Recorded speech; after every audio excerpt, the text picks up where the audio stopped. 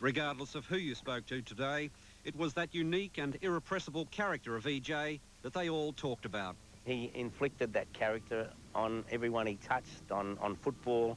It's indelibly printed on football and will be there forever. It's just that personality, I think, easygoing, down to earth, and a very lovable guy.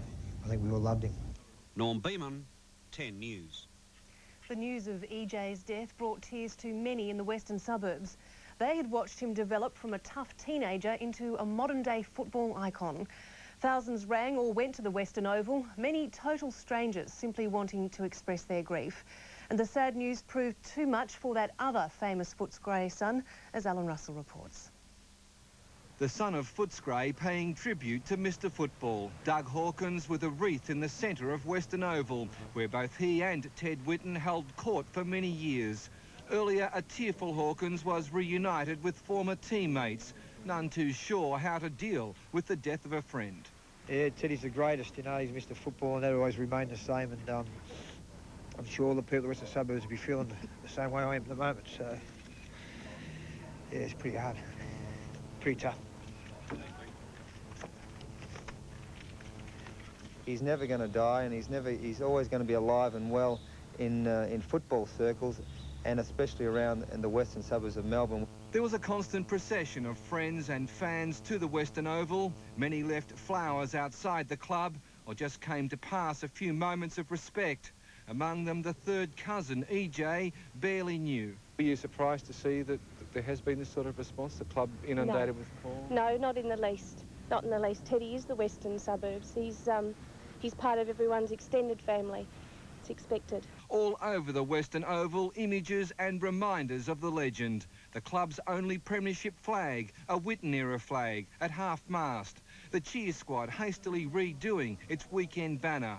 The club itself still coming to grips with the loss. He just touched so many people, and he just had that aura about him that just related to everyone.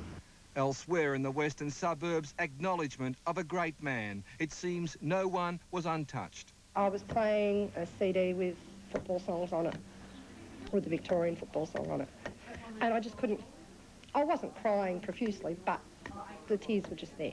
It was a shock, terrible shock. Big loss. He's going to be missed. He's going to be missed a lot. Icon, isn't he? Ted, I mean, he is the western suburbs.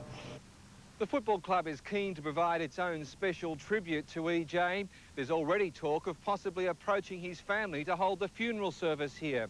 At the very least, the club would like to see a memorial service staged at the ground to enable E.J.'s thousands of friends to give a final and fitting farewell. Alan Russell, 10 News. Ted Whitten was always known for his great courage on the field, in recent years for his courage in life. Despite his 5-year battle with prostate cancer, he continued to give his all to the game he loved so much. I'm out now. Teddy Whitten always seemed indestructible, but last December he and his son made an announcement which shocked the football world. 4 years ago, my father had an operation on his prostate. We were told then that cancer had developed.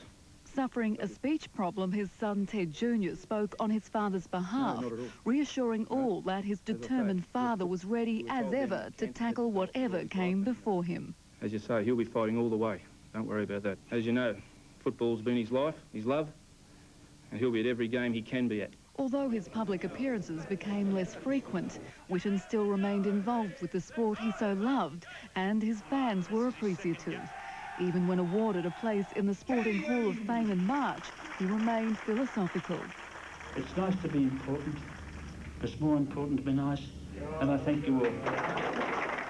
Despite his growing battle with illness, Whitten remained defiant. In April, he continued his strong involvement with the game, even tossing the coin at the start of this Geelong-Melbourne clash.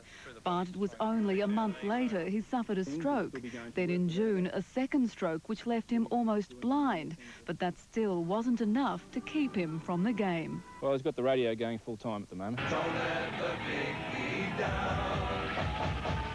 Following the advice he'd so often given, less than 2 weeks later he took to the field once again. Good on you, Teddy. This time for the unforgettable lap of honour before the Victoria-South Australia State of Origin clash. Ted, we won this one for you. Whitten's great courage an inspiration to many, especially to winner of the E.J.Whitten medal, Tony Lockett. To win that medal will probably, be one of the proudest moments of my life. While the community mourns the death of Ted Whitten, today a